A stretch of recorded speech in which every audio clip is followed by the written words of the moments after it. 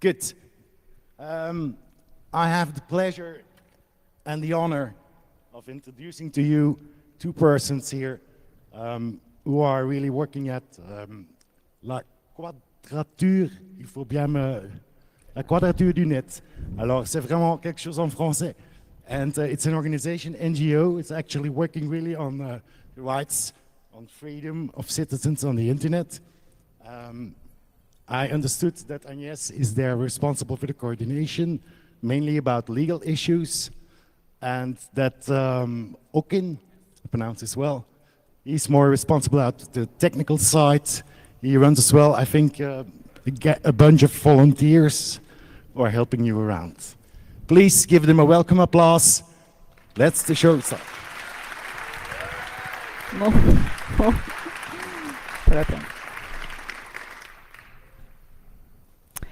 So hello, so we are here is Okin, but he has already been introduced.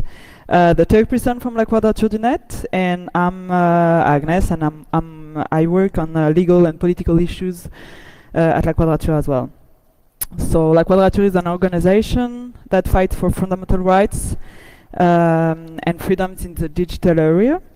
We are here today to talk about the danger lying above your jobs, especially if you're building or maintaining cryptographic tools. We're here because we think it's important to demonstrate that the worst authoritarian laws don't only come from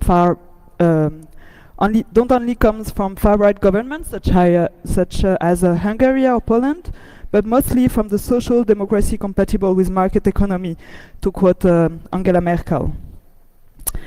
So, along with Germany and the United Kingdom, but with Brexit exit the UK, France is one of the biggest forces within the EU, and if France can rally at least one of the two others on board, it can obtain what it wants from its European partners. It works both ways, of course, but it's important because the problem is that France is not only exporting its knowledge and practice of law enforcement and anti-riot gear to various governments, such as Tunisia or others. France is now also shining for its anti-privacy lobbying, as you will see later. What is it? Do you hear me? No. What? No.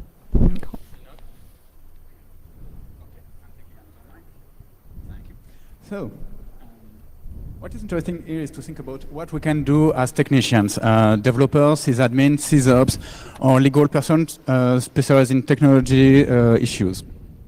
Because the threats come from legal, political, and technical area and endanger not only us, but also sex workers, abused women, and abused people who need to flee their home, and so on. We have to think about our role and to find ways to act to fight against the threats against encryption. We're going to start with a quick but, sadly, non-exhaustive history of flaws trying to weaken or circumvent cryptography in France one way or another. We're including here everything that talks about spywares and keyloggers, because they are a direct threat against a lot of cryptographic tools. Okay, so let's be clear. Here we are only to talk about very specific aspects of the digital related law. Access to the internet, filtering, censorship can probably be discussed in other talks with the same quantity of laws hindering those rights, but we will focus here on cryptography only. Before 1998, use of cryptographic tools for the public was essentially forbidden. The key length was limited to 128 bits for asymmetric cryptography. There were authentication of communication or for ensuring integrity of the message. Declaration was necessary. For all other users, especially for confidentiality ex ante authorization from Prime Minister was required as well. After lengthy negotiation with the intelligence services, cryptography has been freed in 1998. But it still requires that the system used respect one of those three limitations. The cryptography system cannot be used for confidentiality purposes without authorization, or the cryptography system is operated by a third party owning a master key, which the police may have access to, or the user does not need a strong confidentiality and can use a standard encryption solution with a key lower than 40 bits. Furthermore, people providing encryption tools for confidentiality purposes are required to give the code decryption devices and conversion to the code required by the In 2001, the use of cryptography is free, but it still requires that the system used has been first registered at the Prime Minister Italian Security Office. Now it's one of the INSSI missions. The INSSI is the French National Security Agency that reports to the Prime Minister. France doctrine toward cryptography has always been dictated by intelligence services and the army. They want to collect as much data as possible. Wow, this mic works now. They want to collect as much data as possible, flexible time, and for the capability to execute every conversation at any given time. This is at this condition only that they consented to give free access to cryptography to now. That's why the French will also to declare to the INSSI the supply of information of cryptography. This procedure is an obstacle for the deployment of such services in France, mostly because we have to face an administrative system which refuses to speak simple French. The delay of the consultation is at least 1 month. For a long time, all administrative documents were in French only. The INSSI now provides a translation as a courtesy, but it's not an official one. And you're still supposed to fill the form in French. You're supposed to provide your source code, but since you only get logged with software, this is fine. And of course, you have to send by regular, you have to send the form by regular email. There's no electronic version of it. In duplicate, which is much more expensive, especially if you travel in France. This is a part of the form that you have to fill. Let's say that administrative documents are sometimes very complicated for French-speaking people.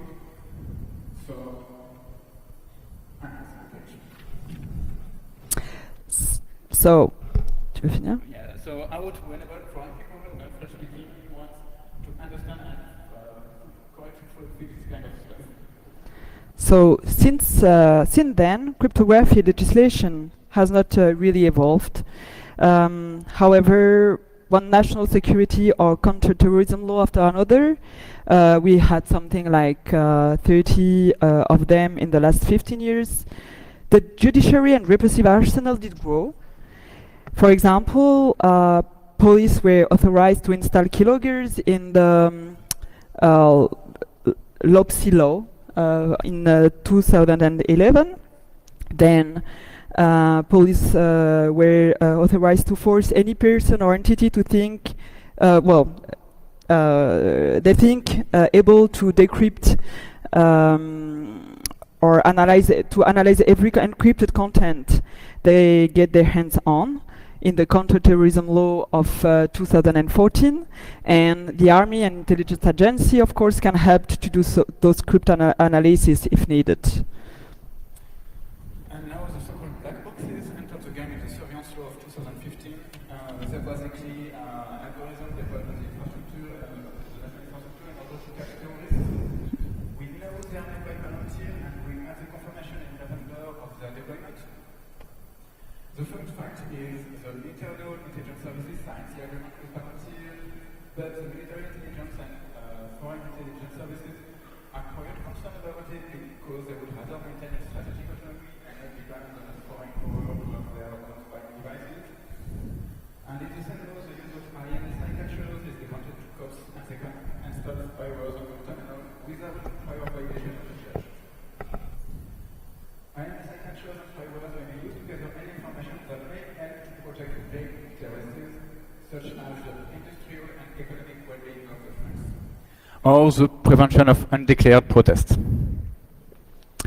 And thanks to the state of emergency since 2015 and now made permanent in last October, search warrants may now be delivered on mere rumor and suspicions after the fact without any investigations. They allow for collection of any data from on site, and data are kept during 3 months if they're encrypted. And if they're encrypted, the judge can decide to retain them indefinitely until they decrypt them. And without any investigative power. So to conclude this depressive state of affairs, we need to add that cryptography is an aggravating circumstances in a long list of crimes and felonies linked to primarily to organized crime and terrorism, but also conveniently to aiding refugees, for example. So encrypting things makes you even more suspect and more guilty. Oh, and we almost forgot. If ever you're operating a cryptographic system for third parties, you have an obligation to provide either decryption key or plain text to cops if they ask for it, and you have 72 hours to comply, which means a lot of pressure on you. It probably can apply to yourself if you're being investigated upon, but it might clash with the right to remain silent and to not self-incriminate. We do not have a lot of jurisprudence here. But we recently had cases where cops, where those law has been used. One of them was to coerce a teenager to provide decryption key for an encrypted chat with Otter he was operating, and which had been used by people who were making fake bomb alert in schools. For one more we know, and for one of such cases we know about, how many of them have gone unnoticed, people choosing to keep their life going and to avoid jail time and face huge fines. So here it's important to note that there is difference being made between cryptography, which enforces security communication, and cryptography which enforces confidentiality. In this presentation, we're addressing the issue of cryptography in the context of confidentiality only. To illustrate that this debate goes beyond the classic lines of left-right politics, we'd like to display some quotes on the topic by various ministers, candidates, elected representatives, and prominent political speakers. For example, Eric Ciotti. He's a member of parliament from the right wing. He wants to fine Apple 1.5 million euro if they refuse to give encryption keys. Among other outrageous things, he said, this is one taking hold. François Molins, Paris prosecutor, wrote an op-ed in the New York Times against cryptography. The title is quite explicit. It states, "When phone encryptions block justice." And he talks about the importance, and even if he talks about the importance of privacy rights of individual, and in the same paragraph of the marginal benefits of full disk encryption, he signed this bullshit with his colleagues Cyrus Vance Jr., District Attorney of Manhattan, Adrian Lepard, Commissioner of London City Police, and Javier Zaragoza, Chief Prosecutor of High Court of Spain. I'll let you read the full quote in all its splendor. So we have also Guillaume Poupard from the ANSSI we talked about before.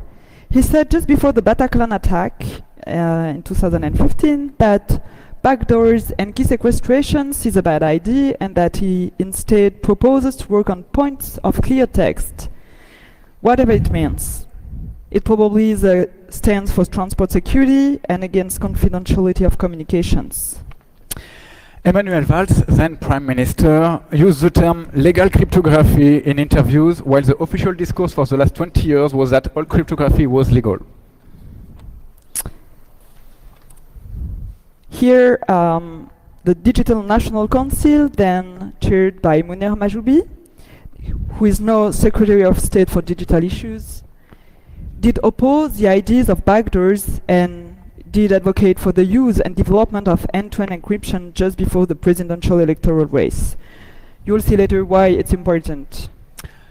Bernard Debré, another elected representative from the right wing, he actually ordered drugs online, cocaine for 80 euros a gram, on an onion services to prove how dangerous it is. He also said you can buy body parts and guns there, and that it's easier than ordering shoes online. He also bought a lot of drugs from a non-hidden services website hosted in Netherlands, so surely the encryption is at fault here. So Jean-Jacques Urvoas, who was Minister of Justice, said he wants to access computers, Skype communications, and so on, and to put all suspects and their entourage under permanent recording. He also, well, between the first and second turn of the last presidential elections, he broke the professional secret and sent to Thierry Soler, who is a member of parliament from the right wing, the information that he was investigated upon. He sent the message with a telegram, and the note was saved on Thierry Soler's phone and found during a police search at his house later on. In August 2016, there was a joint declaration of Thomas de Maizière and Bernard Cazeneuve, interior ministers of Germany and France respectively, about European internal security, and they state that at the European level, it will require to force the non-cooperative operator to remove illegal content or to decrypt message during investigation. However, so it was a joint communication, but French written version of the joint declaration was different than German's. Only France kept the part about how it would be so great to have backdoors or golden keys. So either Germany didn't want to publicly advocate for backdoors, or they had a different strategy, but unfortunately, very recently, the same de Maizière announced that he wanted to force tech and car companies to provide the security services with hidden digital access to all devices and machines. He probably did not know that if you lower the security of car, you dramatically increase the risk of accident, among others. All of this was before Macron was elected last spring. It's like an actual photo, it's not a Photoshop. During his presidential campaign, Emmanuel Macron said that we should put an end to cryptography by forcing the biggest company to provide encryption key or to give access to decrypted content, stating that, quote, one day they'll have to be responsible of terror attacks complicity, end quote. So, Mounir Majoubi again. He was then counseling the candidate, and he is now internet minister. He has been forced to backpedal and to explain that messing with end-to-end cryptography was out of question, and that they'd rather force companies to cooperate faster with police forces. He specifically emphasized the importance of cryptography by companies to protect trade and industrial secrets. And since then, Mounir Majoubi has become totally silent on this topic. So it seems that encryption for confidentiality is a real problem for them. Would you be surprised to know that to communicate with his political party and representatives, Emmanuel Macron, now president, uses Telegram, an application regularly described by a lot of representatives as an enabling terrorism tool, and which should be banned. Their words, not ours. Animal Farm is back. We are all equal with the use of cryptography, but some are more equal than the others. Coupled with this focus on protecting companies' secrets, this confirms that the startup nations doesn't care about protecting citizens, but only about business and powerful friends. This becomes blatantly obvious when you look at Macron's social and economic policies. Last but not least, successive French government put pressure to add in the law the possibility for cops to ask you for all of your online handles, including that all Yahoo mailboxes, ICQ numbers, your Twitter or Facebook account, all the weird nicknames you use on IRC and stuff like that. That's why mine is currently a fork bomb embedded into Shellshock, but I think we can get more creative and find a way to be more destructive for a system when cops would have to enter it into their systems. 2 attempts have been made already and rejected at some point. This kind of registration already exists in the UK and the US, and we hope the government won't succeed in France to put this kind of limitation in law. So, as demonstrated, France is one of the very active power against cryptography within the EU, even if some of other member states did express some concerns, namely Poland, Croatia, Hungary, Italy, Latvia, and other countries. Those concerns have been prompted by other member states and probably France. Each new bill is a risk to reduce the use of cryptography, especially with the criminal, digital, or judiciary laws that are coming soon. For instance, France is pushing hard for avoiding any obligation on end-to-end encryption in the privacy regulation. They explicitly ask to gain access to any communication or metadata, which is what is written here in French. Sorry, we didn't translate it. The government also pushes to obtain EU legislation on encryption, which would limit end-to-end encryption, of course.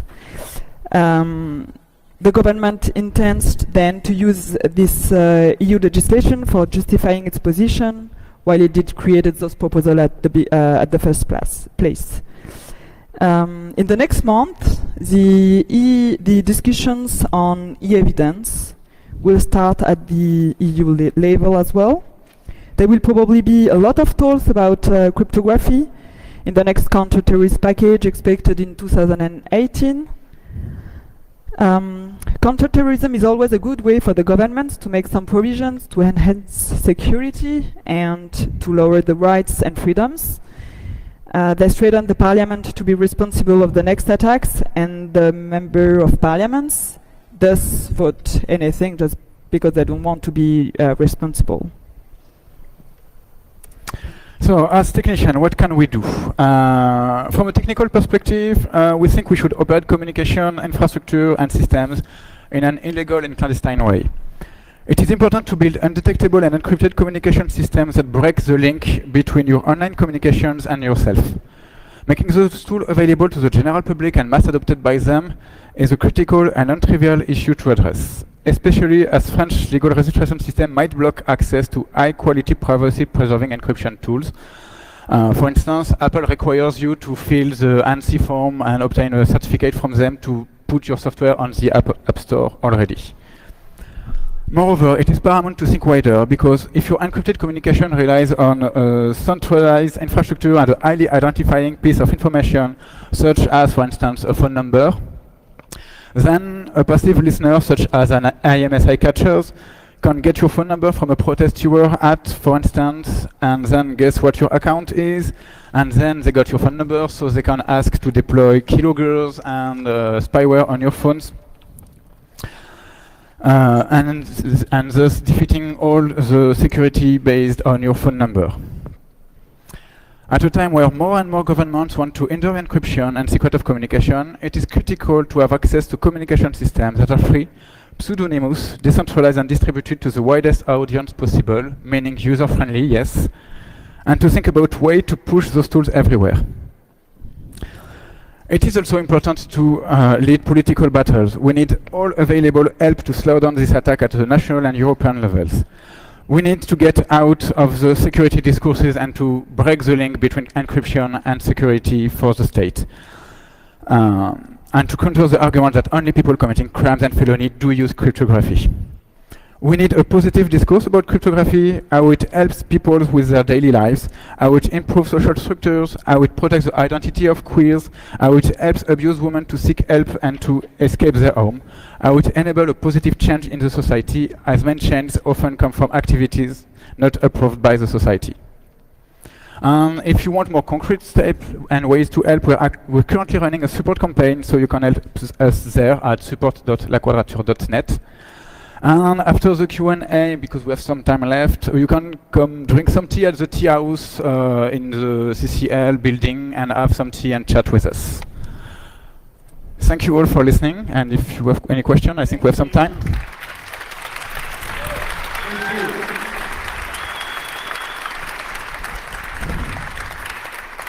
All right, we have 5 minutes for questions. Are there people out there maybe on the internet? Because I don't see, no. Are there some people here who have questions for these for this lovely organization. Well, I have a question actually. So you gave us some advice regarding using avatars, alter egos. That's one thing there.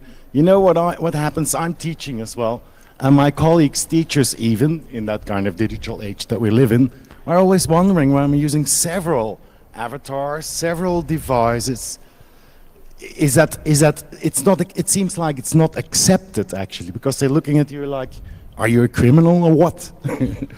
What did you do wrong? Don't you get that kind of questions as well from your audience? Yes, we got that a lot. The thing is, a lot of people commit crimes using their real name and IDs and stuff like that. Most of the people harassing people online, for instance, do not use pseudonymous account or system like that. They want to be known as harassing people and stuff like that. So it's like we need to get out of this kind of discourse and say, hey, I can do whatever I want with my online identities. It's not your business. And if I'm doing something wrong, you have to prove it, like with due process of law and stuff like that. Okay. I see there is a question raising here. Microphone number 2. I was wondering what counts in practice as import and export of cryptography? I mean, if I'm in France and I download OpenSSL, do I have to fill out the ANSSI form or? Not for OpenSSL, because it's not a device that, it's not a protocol that have a goal to provide confidentiality of communication, which is end-to-end encryption. So, well, GPG or? Yeah, GPG requires, is supposed to have an import certificate, and I think they have it. For individuals or for organizations? For the organization which provides you the access to the tool. Like Google is supposed to provide that, Apple to Microsoft, Debian. Debian is, I think Debian have made the paperwork. The Linux distribution should do it and stuff like that. Okay. Good.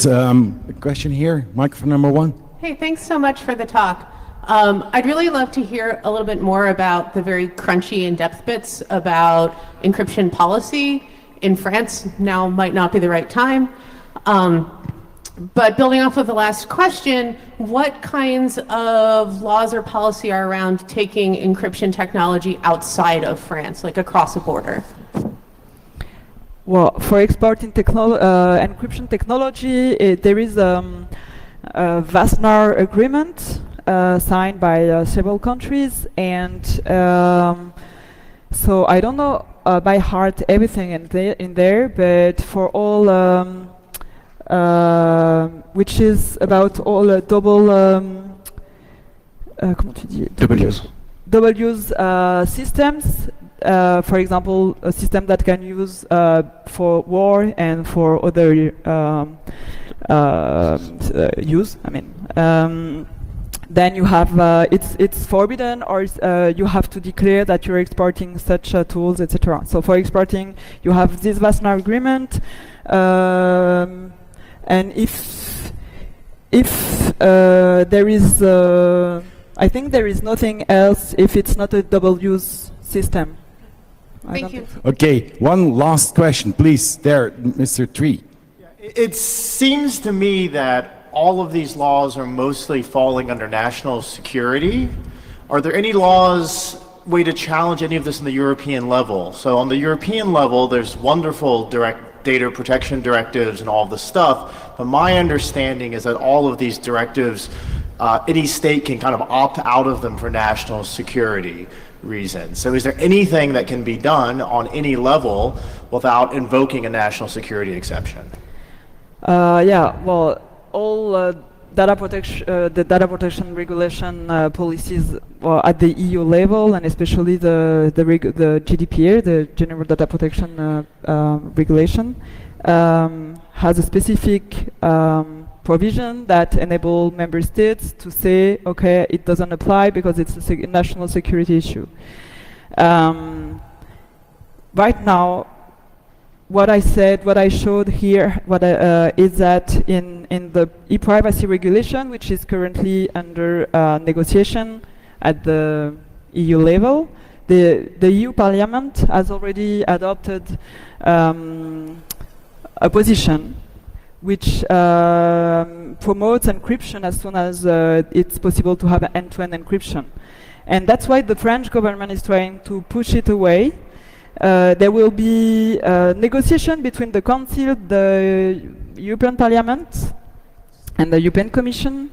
The Council represents all member states, so there will be a negotiation with all the institutions, beginning this summer probably, or just after the summer, but maybe a little bit before.